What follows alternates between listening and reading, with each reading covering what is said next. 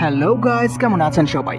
আবারও চলে এলাম রিসেন্টলি রিলিজ হওয়া খুবই ভয়ঙ্কর একটা তামিল হরর মুভির এক্সপ্লেনেশন নিয়ে। মুভিটার নাম হচ্ছে বু। এই মুভিতে আপনারা ভয়ের সাথে দারুণ কিছু টুইস্টও দেখতে পাবেন, তাই আপনারা চমকেই যাবেন। এজন্য আমি আগেই কোনো স্পয়লার দিতে চাই না, আপনারা মুভি শেষ হতে হতে ঠিকই বুঝে যাবেন। তাই চলুন কথা না বাড়িয়ে মুভির এক্সপ্লেনেশন দেখে ফেলা যাক। আর ভালো লাগলে প্লিজ একটা লাইক করে যাবেন। মুভির শুরুতেই আমাদের হ্যালোউইন নাইট দেখানো হয়।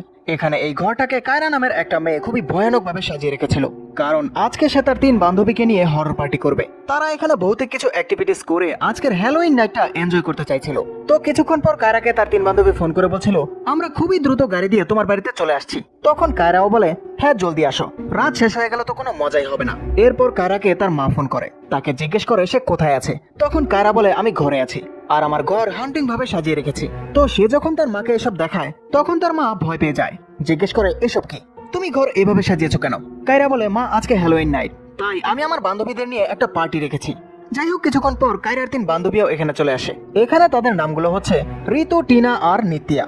তো ঋতু এখানে এসে কায়রার রুম দেখে খুবই ভয় পেয়ে যায়, আর কায়রাকে বলে, আমি তোমার রুমে ঢুকবো না। তাই কায়রা তার বাকি 2 বন্ধুকে রুমে নিয়ে যায় আর মজা করতে থাকে। কিন্তু ঋতু একা এখান থেকে বেরো হতে পারছিল না, তাই আবারও সে তাদের সাথে জয়েন করে, মানে একসাথে পার্টি করার জন্য। এরপর কায়রা সবার মোবাইল নিয়ে একটা ড্রয়ারে ভরে ফেলে আর মেইন গেট বন্ধ করে চাবি দূরে ফেলে দেয়। এরপর কায়রা বলতে থাকে, আজকে এখান থেকে কেউ পালাতে পারবে না, কারণ আমি এখানে আজকে খুবই ভয়ানক অ্যাক্টিভিটিস করব। এরপর তারা 3 জন সেখানে মিউজিক প্লে করে আর নাচতে থাকে, মানে তারা ঋতুকে ভয় দেখাচ্ছিল। এরপর সবাই মিলে ওজি বোর্ড দিয়েও কোনো ভয়ানক আত্মাকে ডাকার চেষ্টা করতে থাকে, আয়নার সামনে গিয়ে ব্লাডি মেরিকেও ডাকতে থাকে।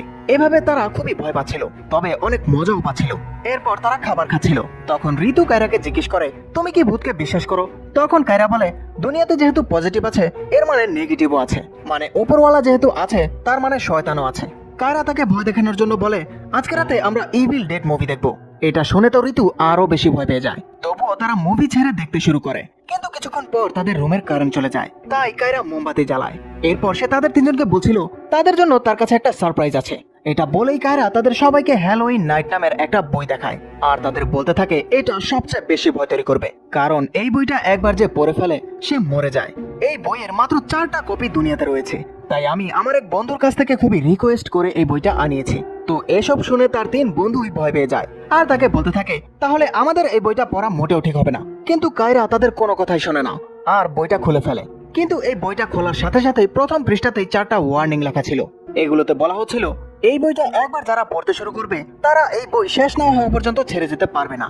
দ্বিতীয়, এই বই পড়ার পর ব্যক্তির সাথে যা কিছুই হবে এটার সমস্ত রেসপন্সিবিলিটি তার নিজের নিতে হবে, মানে সে কাউকেই দায়ী করতে পারবে না। তৃতীয়, এই বই পড়ার পর যাই এক্সপিরিয়েন্স হোক না কেন সেটা সে কাউকে শেয়ার করতে পারবে না। আর চতুর্থ, এই বইটা খুবই মনোযোগ সহকারে পড়তে হবে। এগুলো জানার পর তো ঋতু দ্রুত বইটা বন্ধ করার চেষ্টা করে, কিন্তু তারা 3 জন তাকে থামিয়ে দেয় আর বলে এখনই তো আসল মজা শুরু হবে। এরপর তারা বইয়ের পৃষ্ঠা ওঠাতে শুরু করে। এখানে প্রথম কাহিনীর নাম হচ্ছে হেকাপস। এই কাহিনীটা একটা জার্নালিস্ট মেয়ের, যে কিনা একটা নতুন শহরে এসেছে, কিন্তু তার মা তাকে ফোন করে একটা ছেলের সাথে দেখা করতে বলে, তাই মেয়েটা ওই ছেলের সাথে দেখা করতেই এখানে এসেছিল। তো মেয়েটা তার এক রিলেটিভের বাসায় থাকতে চায়, কিন্তু তার রিলেটিভ তাকে তার বাসায় থাকতে বারণ করে দেয়। এখন এটা শুনে তো জার্নালিস্ট মেয়েটা খুবই হতাশ হয়ে যায়, তাই চিন্তা করে নেয় পাশেই কোনো হোটেলে থেকে যাবে। এজন্যই সে ট্যাক্সি ড্রাইভারকে পাশেই কোনো হোটেলে নিয়ে যাওয়ার জন্য বলে। কিন্তু ট্যাক্সি ড্রাইভার যখন একটা বিল্ডিং এর সামনে দিয়ে যাচ্ছিল তখনই হঠাৎ করে তার গাড়ি বন্ধ হয়ে যায়। তো এখন জার্নালিস্ট মেয়েটা সামনের বিল্ডিং এ একটা টুলেট লাগানো বোর্ড দেখতে পায়, তাই সে খুব খুশি হয়ে যায় আর এখানেই রাতটা কাটিয়ে দেওয়ার ডিসিশন নেয়। এরপর ড্রাইভারকে এখান থেকে পাঠিয়ে দিয়ে সে দরজার কাছে এসে নক করতে থাকে। তখনই একটা বয়স্ক বুড়ি আসে। তো মেয়েটা তাকে বলতে থাকে, আমার এখানে একটা রুম দরকার আজকে রাতটা থেকে যাওয়ার জন্য। তখন বৃদ্ধা মহিলাটি জিজ্ঞেস করে, তোমার কি হেঁচকি আছে? এটা শুনে জার্নালিস্ট বলে, আমার কোনো হেঁচকি নেই। তাই বৃদ্ধ মহিলাটি তাকে চাবি দিয়ে দেয় আর মেয়েটা বাড়ির ভেতরে ঢুকে যায়। ভেতরে ঢুকে মেয়েটা দেখতে পায় এই বাড়িটা খুবই আলিশান ছিল। তাই মেয়েটা চিন্তা করতে থাকে, এই বুড়ি মহিলা এত সস্তায় আমাকে বাড়িটা কিভাবে দিল। যাই হোক, এরপর মেয়েটা ওয়াশরুমে গিয়ে গোসল করতে থাকে, কিন্তু তখনই হঠাৎ করে মেয়েটার হেঁচকি আসতে শুরু করে। মেয়েটা এই বিষয়টাকে তেমন একটা খেয়াল করে না, কিন্তু ধীরে ধীরে তার হেঁচকি বেড়ে যাচ্ছিল, যেটা কিনা তার জন্য মোটেও নরমাল ছিল না। তো এরপর মেয়েটা নিচে চলে যায় কিছু খাবার খাওয়ার জন্য, কিন্তু তখনই দেখতে পায় টেবিলে কোনো খাবারই ছিল না। তখনই তার মোবাইলে একটা আননোন নাম্বার থেকে কল আসে। তো মেয়েটা যখন ফোন রিসিভ করে তখন ওই পাশে বৃদ্ধ মহিলাটা ছিল। সে তাকে বলছিল, আমি তোমার জন্য ফ্রিজের মধ্যে কিছু খাবার রেখে এসেছি, বের করে খেয়ে নাও। এখন এই জার্নালিস্ট খুবই অবাক হয়ে যায়, চিন্তা করতে থাকে এই মহিলা আমার নাম্বার কোথা থেকে পেল। যাই হোক, এই বিষয়টাকে মাথায় না রেখে মেয়েটা ফ্রিজে গিয়ে খাবার বের করে নিয়ে আসে আর টেবিলে বসে খেতে শুরু করে। কিন্তু তখনই মোবাইলে তার মা ফোন করে। তার মা জিজ্ঞেস করছিল, তুমি রাতে কোথায় আছো? তখন মেয়েটা তার মাকে সবকিছু খুলে বলে যে আমি একটা বৃদ্ধ দাদির বাসায় আছি। তখনই তার আবারও হেঁচকি আসতে শুরু করে, আর এইবার কারেন্টও চলে যায়। মানে সে যতবার হেঁচকি দিচ্ছিল ততবারই লাইট অন অফ হচ্ছিল। এরপর সে যতবারই তার মাকে ফোন করার চেষ্টা করছিল, একবারও করতে পারছিল না। এদিকে তার হিচকিও বন্ধ হচ্ছিল না। তাই সে গ্লাসের পানি খেতে চায়, কিন্তু শকিং ব্যাপার হচ্ছে গ্লাসের পানিগুলো একই জায়গায় থেমে রয়েছিল। সে বোতল থেকে পানি খেতে চায়, কিন্তু এগুলোও বের হচ্ছিল না। তাই সে দৌড়ে ওপরে বাথরুমে চলে যায়। এরপর যখন সে শাওয়ার ওপেন করে, তখন দেখতে পায় এটা থেকে পানি পড়ছিল, কিন্তু পানিগুলো তার হাতে পড়ছিল না। আর তখনই এখানে আমরা একটা আত্মা দেখতে পাই, যেটা দেখে মেয়েটাও খুবই ভয় পেয়ে যায় আর দৌড়ে নিচে নেমে যায়। দরজার কাছে গিয়ে অনেক চেঁচাতে থাকে। তখনই সে বৃদ্ধ মহিলাটি দরজার বাইরে থেকে তাকে দেখে খুবই ভয়ঙ্কর ভাবে হাসতে থাকে।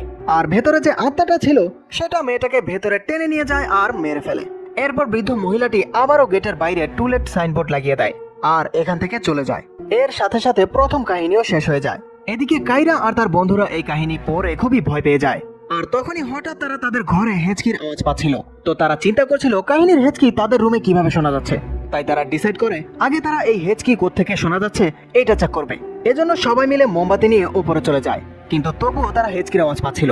তাই এক একজন আলাদা হয়ে যায়। আর তখন হেঁচকির আওয়াজ চতুর্দিক থেকেই আসছিল। এটা শুনে সবাই ভয় পেয়ে আবারও একসাথে চলে আসে। এদিকে বইয়ের পাতা অটোমেটিক উল্টে গিয়েছিল। তো তারা এসে দেখতে পায় এটাতে লেখা ছিল, যদি তোমরা হেঁচকি শোনা বন্ধ করতে চাও তাহলে এই বই পড়া চালু রাখো। এটা পরে তারা বই আবারও পড়তে শুরু করে। আর দ্বিতীয় কাহিনীতে চলে। এই কাহিনীর নাম ছিল সোল্ড ট্র্যাপার। এই কাহিনীটা ছিল একটা মেয়ের, যে কিনা একটা রেস্টুরেন্টে বসেছিল আর তার সামনে একটা ছেলেও ছিল। মেয়েটা এই ছেলেটার সাথে ডেট করতে এসেছিল। এখন যখন মেয়েটা রেস্টুরেন্ট থেকে বের হয়ে যায় তখন সে খুব খুশি ছিল। মেয়েটা যখন গাড়ি দিয়ে বাড়িতে যাচ্ছিল তখনই তার বন্ধু তাকে ফোন করে জিজ্ঞেস করে, তোমার ডেট কেমন গেল? মেয়েটা বলে এটা খুবই নর্মাল ডেট ছিল। ঠিক তখনই মেয়েটা তার গাড়ির নিচে কিছু অ্যাক্সিডেন্ট করে ফেলে। মেয়েটা কিছুক্ষণের জন্য চুপচাপ হয়ে যায়। তখনই তার গাড়ির পেছনে একটা রক্তমাখা হাত নক করতে থাকে। এটা দেখে মেয়েটা তাদের সাহায্য না করে দ্রুত গাড়ি নিয়ে পালিয়ে যায়।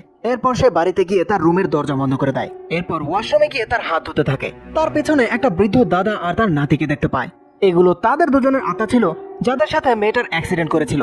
আত্মাগুলো দেখে মেয়েটা খুব ভয় পেয়ে যায় আর দৌড়ে ওয়াশরুম থেকে বের হয়ে পড়ে।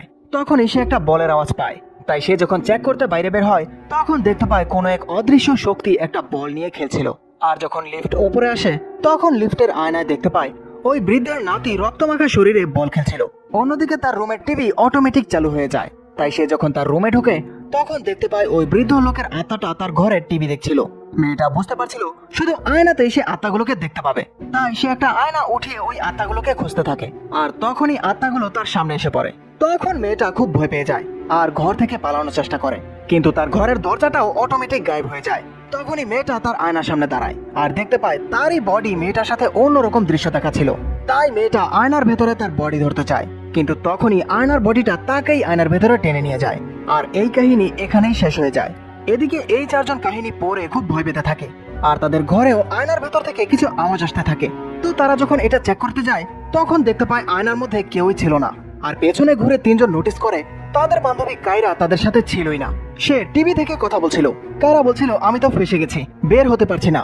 এটা দেখে তো তাদের এক বান্ধবী বেহুশি হয়ে যায়। তাই নিত্যা আর ঋতু তাদের বান্ধবীকে সাহায্য করার চেষ্টা করে। তখনই কায়রা টিভির মধ্যে থেকে বলতে থাকে, তোমরা দুজন কাহিনী পড়া কন্টিনিউ রাখো, তাহলেই আমি এখান থেকে বাইরে বের হতে পারবো। কেননা এই বই পড়ার আগেই ওয়ার্নিং দেওয়া হয়েছিল যে এই বই পড়া বন্ধ করা যাবে না। তাই দুজন তার কথা মেনে আবারও বই পড়তে শুরু করে।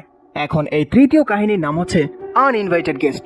এই কাহিনী এমন একটা মেয়ের যে কিনা স্টুডেন্ট ছিল আর সে একটা ছেলের সাথে কথা বলছিল। মেয়েটা ছেলেটাকে জিজ্ঞেস করে, তুমি কি আমার ব্যাপারে শিওর? তখন ছেলেটা তার উত্তরে বলতে থাকে, হ্যাঁ হতে পারে শিওর। তখন মেয়েটা খুবই খুশি হয়ে যায় আর তার রুমে একা একা নাচতে থাকে। তখনই তার মোবাইলে একটা ভিডিও চলে আসে। এই ভিডিওতে একটা মেয়ে তার কাছে সাহায্য চাইছিল। তাই এটা দেখে মেয়েটা খুবই শকড হয়ে যায় আর দ্রুত সে ভিডিওটা তার বন্ধুকেও শেয়ার করে। তখন এই ভিডিও দেখে তার বন্ধু তাকে ফোন করে বলতে থাকে, কি হলো, তুমি তোমার নিজের ভিডিও আমাকে সেন্ড করেছে কেন? এটা শুনে তো মেয়েটা আবারও শকড হয়ে যায় আর বলতে থাকে, আরে না, আমি অন্য আরেকজনের ভিডিও সেন্ড করেছি। তখন তার বন্ধু আবারও মেয়েটাকে ওই ভিডিও সেন্ড করে। তখন মেয়েটা দেখতে পায় সে যখন নাচছিল তখন কেউ তার নাচের ভিডিও বানিয়ে ফেলেছিল। তাই মেয়েটা ভয় পেয়ে যায় আর দৌড়ে ওপরে চলে যেতে থাকে। মেয়েটা দেখতে চাইছিল ওপরে কেউ আছে কিনা যে তার ভিডিও তৈরি করেছে। তখনই সে একটা পর্দার পেছনে একটা শ্যাডো দেখতে পায় আর যখন সে পর্দাটা সরিয়ে ফেলে তখন এই শ্যাডো নিজে নিজেই গায়েব হয়ে যায় আর পেছন থেকে একটা মেয়ের আত্মা এসে এই মেয়েটাকে বিরক্ত করতে থাকে। তাই মেয়েটা ভয়ে নিচে চলে যায় আর দ্রুত একটা পুলিশকে ফোন করে তাকে সাহায্য করার জন্য বলে। কিন্তু তখনই পেছন থেকে ওই আত্মাটা মেয়েটার গলা চেপে ধরে আর তাকে খুবই যন্ত্রণা দিয়ে এখানেই মেরে ফেলে। এখন এই তৃতীয় কাহিনী পরেও তারা খুব ভয় পাচ্ছিল আর হঠাৎ করেই তাদের ঘরের দরজার বেল বাজতে শুরু করে। তখন কায়রা তাদের বলছিল দ্রুত যাও আর দরজা ওপেন করো। তখন তারা দুজন দরজার কাছে গিয়ে জিজ্ঞেস করতে থাকে কে আপনি। তখন বাইরে থেকে একজন লোক বলছিল আমি পুলিশ ইন্সপেক্টর, আমাকে এখান থেকে একটা মেয়ে ফোন করেছিল। তখন তারা দুজন বলে চাবি বাইরেই রাখা আছে, আপনি দরজা খুলে ভেতরে আসুন। তখন অফিসার দরজা খুলে ভেতরে চলে আসে, এসে তাদের জিজ্ঞেস করে ওই মেয়েটা কোথায় যে আমাকে ফোন করেছিল। তখন তারা বলে এখানে ওইরকম কোনো মেয়ে নেই যে আপনাকে ফোন করেছিল। তখনই তাদের মনে পড়ে গত কাহিনীতে একটা মেয়ে পুলিশকে ফোন করেছিল, এজন্যই পুলিশ তাকে সাহায্য করার জন্য এসেছে। তারা দুজন পুলিশ অফিসারকে সমস্ত কিছু খুলে বলে, কিন্তু অফিসার তাদের কথা বিশ্বাসই করছিল না। তাই ভেতরে গিয়ে সে কায়রাকে টিভির মধ্যে বাঁধা অবস্থায় দেখতে পায়, যেটা দেখে তো অফিসারও ভয় পেয়ে যায়। আর তখনই জানালা থেকে কেউ এসে অফিসারকে টেনে নিয়ে যায়। এটা দেখে তো ওই মেয়ে দুটো আরো বেশি ভয় পেয়ে যায়। আর হঠাৎ করেই কায়রা টিভি থেকে বাইরে বের হয়ে আসে। কায়রা তাদেরকে বলছিল এখানে যা কিছুই হয়ে যাক না কেন আমাদের এই বই পড়া বন্ধ করা যাবে না। তাই তিনজনই আবারও সেই বইয়ের কাছে যায় আর কাহিনী পড়তে শুরু করে। এই কাহিনীর নাম হচ্ছে আত্মা। এই কাহিনীটা আকাশ আর মীরা নামের একটা কাপলের ছিল। এখানে আকাশ একটা প্যারানর্মাল সায়েন্টিস্ট ছিল, কিন্তু মীরা মানতে চাইতো না যে ভূত নামের কোনো জিনিস এই দুনিয়াতে আছে। এই জন্য আকাশ মীরাকে একটা পুরনো বাড়ির সামনে ডেকে নিয়ে আসে, যেন সে তাকে সত্যিই ভূত দেখাতে পারে আর মীরা যেন বিশ্বাস করে দুনিয়াতে সত্যিই ভূত আছে। এরপর মীরা আকাশকে বলছিল আমি আমার পিতামাতাকে বলেছি তুমি একটা সায়েন্টিস্ট, আমি প্যারানর্মালের নাম তাদের সামনে নেইনি, কেননা যদি তারা জানতে পারে তুমি ভূতের সায়েন্টিস্ট তাহলে আর আমাদের বিয়ে কখনোই হবে না। এটা শুনে আকাশ বলে আজকে আমি তোমাকে বিশ্বাস করিয়ে ছাড়বো যে ভূত আসলেই হয়ে থাকে। তখন আকাশ তার নিজের ডিজাইন করা একটা চশমা মীরাকে পড়তে বলে আর এটাও বলে এই চশমাতেই তুমি ভূত দেখতে পাবে। এরপর আকাশ মীরাকে নিয়ে ওই পুরনো বাড়িতে ঢুকে পড়ে আর এই বাড়ির কাহিনী শোনাতে থাকে। বলে 1970-এ একজন জমিদার তার মেয়েকে নিয়ে এই রাজমহলে থাকতো আর শোনা গেছে এই জমিদারের মেয়ে এই গ্রামের মধ্যে সবচাইতে সুন্দরী ছিল। তার মেয়ের একটা ঝলক দেখার জন্য গ্রামের সবাই পাগল ছিল। কিন্তু একদিন যখন জমিদার গ্রাম থেকে শহরে গিয়েছিল তখন গ্রামের 4টা বখাটে ছেলে তার রাজমহলে এসে পড়ে আর সবাই মিলে জমিদারের মেয়ের সাথে খারাপ কাজ করে মেয়েটাকে একেবারেই মেরে ফেলে। আর জমিদার যখন মহলে আসে তখন সে তার মেয়েকে খুবই বাজে অবস্থায় দেখতে পায়। তাই জমিদার বদলা নেওয়ার জন্য ওই 4টা ছেলেকে ধরে নিয়ে আসে আর তাদের মাথা কেটে তার মেয়ের বদলা নিয়ে নেয়। এরপরই জমিদার এখান থেকে সারা জীবনের জন্য চলে গেছে। এরপর তখন থেকেই এই রাজমহল এভাবেই পড়ে রয়েছে। লোকজনেরা বলে এখানে নাকি এখন ভূতের বসবাস। এদিকে মীরা এই কাহিনী শুনে খুব ভয় পেয়ে যায় আর আকাশকে এখান থেকে বের হতে বলে। কিন্তু তখনই আকাশ এখানে একটা ভূত দেখতে পায়, তবে মীরা তাকে বলে আমি তো এখানে কাউকেই দেখতে পাচ্ছি না। এরপর তারা দুজন একটা রুমে যায়। এখানে মীরা ওই 4 গলাকাটা ভূতকে দেখতে পায়। তখন 4 জন মীরার পেছনে লেগে পড়ে। মীরা পালাতে থাকে আর আকাশ তাদের কাছ থেকে মীরাকে বাঁচানোর চেষ্টা করতে থাকে। একটা পর্যায়ে মীরার চোখের গ্লাস পড়ে যায়, তাই ভূতগুলো মীরাকে ধরে মেরে ফেলার চেষ্টা করতে থাকে। আকাশ তাদেরকে ফেরানোর অনেক চেষ্টা করে, কিন্তু ভূতগুলো আকাশকে মেরে ওপর থেকে নিচে ফেলে দেয় আর মীরাকে তাদের সাথে নিয়ে যায়। এরপর আকাশ যখন উপরে গিয়ে মীরাকে খুঁজছিল তখন সে মীরাকে দেখতে পায়। মীরা আকাশকে নিয়ে নিচে আরেকটা রুমে যায়। তখন আকাশ দেখতে পায় মীরার বডি ঝুলছিল, তাই সে বুঝতে পেরে যায় ভূতগুলো মীরাকে মেরে ফেলেছিল আর সে যার সাথে এসেছে এটা মীরার আত্মা ছিল। এরপর আকাশ পুরোপুরি ভেঙে পড়ে আর কান্না করতে করতে মীরার ডেড বডি নিয়ে এই রাজমহল থেকে বের হয়ে পড়ে। মীরার চলে যাওয়ায় আকাশ পুরোপুরি ভেঙে পড়ে। এদিকে ওই 4 জনও এই কাহিনী পড়ে খুবই দুঃখী ছিল। অন্যদিকে আকাশ একা বসে যখন কান্না করছিল তখন আমরা মীরার আত্মাকেও দেখতে পাই, কারণ মীরার আত্মা মুক্তি পায়নি। সে সারাক্ষণই আকাশের উপর নজর রাখছিল। তখনই আকাশের মা আকাশকে বলছিল তুমি কতদিন একা থাকবে, আমি তোমার জন্য একটা মেয়ে ঠিক করেছি, গিয়ে দেখে আসো। আর সেই মেয়েটা অন্য কেউ ছিল না। প্রথম কাহিনীতে যে জার্নালিস্টকে দেখেছিলাম এটা সেই মেয়েটাই ছিল। তো আকাশ মেয়েটাকে বলছিল আগামীকাল সকালে সে তার সাথে দেখা করতে যাবে। তো মীরা যখন আকাশের মুখে এই কথা শোনে তখনই সে ওই জার্নালিস্টকে মেরে ফেলার জন্য বের হয়ে পড়ে। মানে মেয়েটাকে তার জালে ফাঁসিয়ে বৃদ্ধ মহিলার বাড়িতে পাঠিয়ে দেয়, যেখানে সে ওই জার্নালিস্টকে একেবারে মেরে ফেলেছিল। এর কয়েক মাস পর আকাশের মা আরো একটা মেয়ের সাথে আকাশের বিয়ের কথা বলছিল, এজন্যই আকাশ সেই মেয়েটার সাথে দেখা করতে রেস্টুরেন্টে গিয়েছিল। আর তখন আমরা বুঝতে পারি এই মেয়েটাও অন্য কেউ না। দ্বিতীয় কাহিনীতে আমরা যে মেয়েটাকে দেখেছিলাম এটাও সেই মেয়েটাই ছিল। আকাশ এখানে মেয়েটাকে বিয়ের জন্য মানা করে দিয়েছিল, কিন্তু এখানে মীরার আত্মাও ছিল যে কিনা সমস্ত কথা শুনছিল। এরপর যখন এই মেয়েটা বাড়ির দিকে যাওয়ার সময় তার বান্ধবীর সাথে কথা বলছিল তখন সে তার বান্ধবীকে বলছিল আকাশ এতটাও খারাপ ছিল না, আমার তাকে ভালো লেগেছে। এটা শুনে মীরা অনেক রেগে যায়, কারণ সে তার গাড়িতে বসে সবকিছু শুনছিল। এখন রেগে যাওয়ার কারণে সে তার গাড়ির অ্যাক্সিডেন্ট করিয়ে দেয়। আর মেয়েটা যখন বাড়িতে চলে যায় তখন মীরা ওই মেয়েটাকেও মেরে ফেলে। এরপর তৃতীয় কাহিনীর যে মেয়েটা ছিল সেটা আসলে আকাশের স্কুল ফ্রেন্ড ছিল। সেও আকাশকে বিয়ে করার জন্য প্রপোজ করেছিল। তো আকাশও এর জন্য রাজি হয়ে যায়। কিন্তু মীরা এটা একদমই পছন্দ করছিল না, তাই সে এই মেয়েটাকেও ভয় দেখিয়ে তাকে মেরে ফেলে।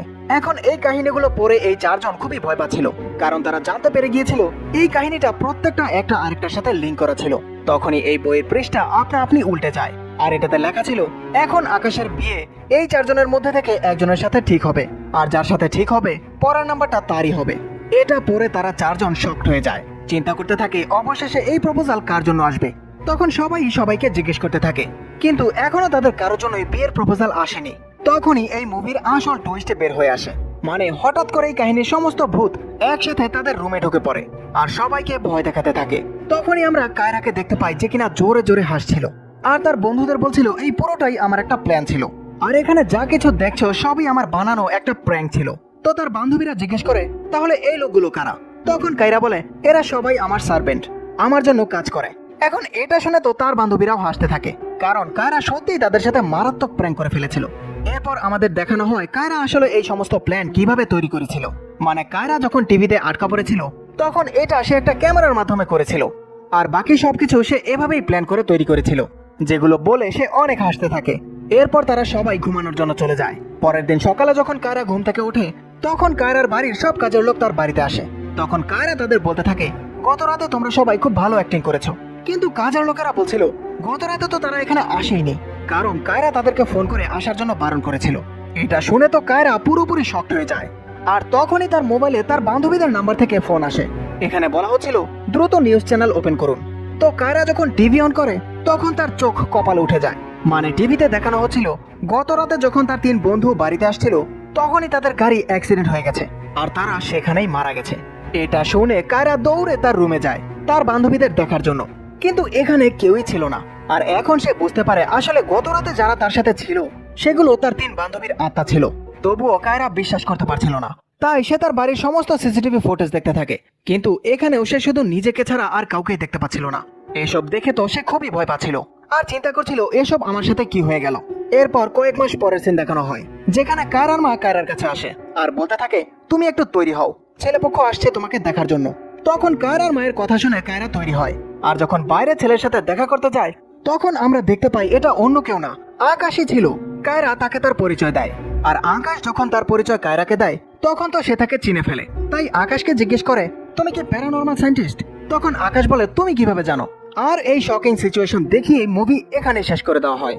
এখন বন্ধুরা এটা একটা হরর মুভি, এজন্য মুভিতে খুবই ভয়ঙ্কর কিছু দেখানোর চেষ্টা করা হয়েছে। তবে মুভির টুইস্ট আপনাদের কাছে কেমন লাগলো সেটা কমেন্ট করে জানাতে ভুলবেন না, কারণ শেষে কিন্তু কায়রাও বুঝে গিয়েছিল যে তারও মৃত্যুর সময় হয়ে গেছে, কেননা মীরার আত্মা তাকেও একটুও ছাড় দিবে না। যাই হোক, ভিডিও কেমন লাগলো জানিয়ে যাবেন, ভালো লাগলে একটা লাইক দিবেন। দেখা হচ্ছে আবারও কোনো নতুন মুভি নিয়ে, সবাই ভালো থাকবেন।